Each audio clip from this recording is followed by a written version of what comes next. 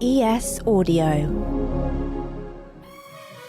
Hello, I'm John Weeks, and this is the Leader Weekend's How to Be a CEO.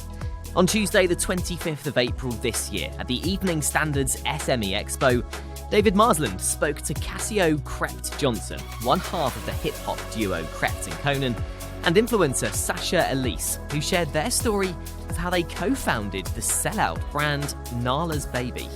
This is a cut-down version of the original episode. To hear the full interview from the live event, hit the link in the description.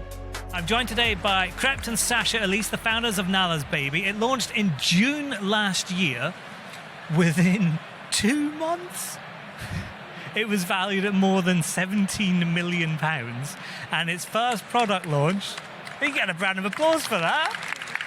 But it gets better. Its first product launch sold out at Boots in 10 minutes. Is that right? Yeah. How fast did you sell out the O2, Krept? Not in that long. Not that quick. Because he does that too. Anyway, theirs is an extraordinary story, and only they can tell it. So please welcome Krept and Sasha. Hello, everyone. Hey. Tell me about that moment. So clearly you get this product, you put it out on the shelves, you must have been nervous. Are people going to buy it? I mean, like, when did you find out it is all sold out? The moment we started getting harassed by people saying we can't get no products, we go taking pictures, they're tagging us like, where's the products? It's all gone. Can we get more? We need more stock. And we're like, we didn't expect this, so we have to get the stock to Boots. Then they got to get it to them. So it's like a long process, and then we was just stressed out. But it was obviously a good. Well, yeah, I mean, was it a good moment for you, or did you suddenly get hit with all of this pressure? I mean, man, what are we going to do with where's all the stock? Because obviously people are asking you about it. Does that become a nightmare? It was. It was definitely unexpected. I think when we first launched, we were definitely nervous about how everyone was going to react to it. Like, we knew the hard work that we had put in to the brand, but we didn't really know how it would be perceived.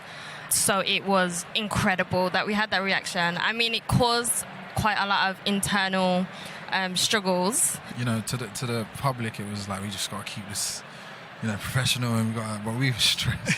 It was like, we need to get more product. Boots was, placing more orders because they didn't even expect that. No. So, they have like a base like rate of sale that they expect based on, other brands that have launched. So they was like, okay, this is what we're expecting you guys to do. And then I think we was doing like 10 times more than that, and they just didn't expect that. So then they hit them by shock as well. Yeah. They basically told us that we had the second highest most failed to clicks. Basically, failed to click means when you go on Boots' website and try to order a product, but it's not, you can't put it in a basket because it says it's sold out. Yeah. They said we had the second most failed to click-throughs after the Dyson hairdryer. I think it was like, which was crazy. Yeah, which was crazy. They couldn't believe what was happening, or we couldn't believe what was happening, and the reaction, and people actually going out their way to support and buy the products. That's the bit you can't plan. You can plan everything else. But Sasha, did you have confidence in it when it launched? Were you like, yeah, this is going to hit? 1,000? I mean, clearly not like that, but yeah. Yeah, I think just knowing what we wanted for the brand, like, we spent over 2 years developing our products and making sure that, our ingredients were the cleanest, the most natural, taking into account Think Dirty, which is the largest product ingredient rating app out there. Just making sure that our entire range was a 0, it was squeaky clean, and there was nothing, that could backfire. So we knew that we had a good product. It was just, okay, is our reach far enough, basically, for this to, really be a hit? So I wasn't worried about the product. It was just, okay, how are we going to reach the masses? Yeah. Whose idea was it then? Who said we should do business out of this?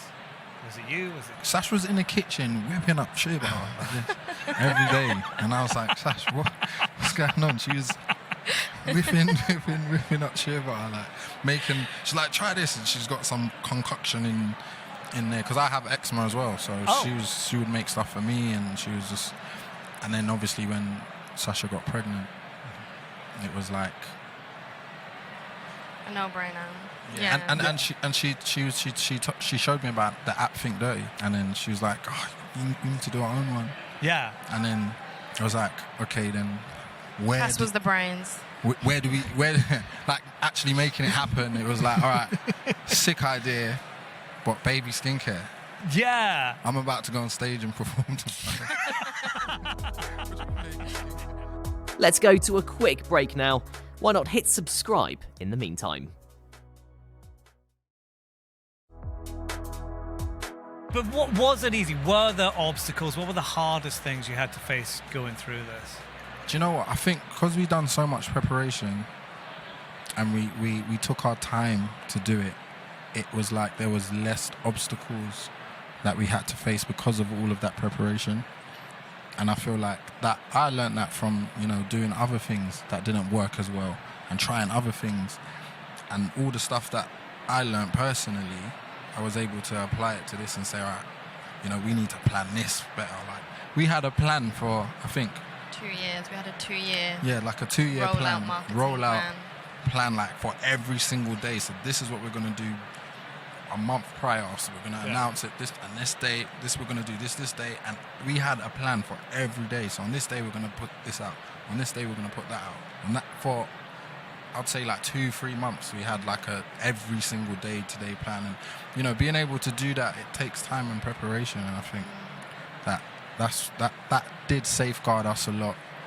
But then obviously I would say a lot of our obstacles have came now. Like in our first year, like they call it teething problems, don't they? Like your first year of launching.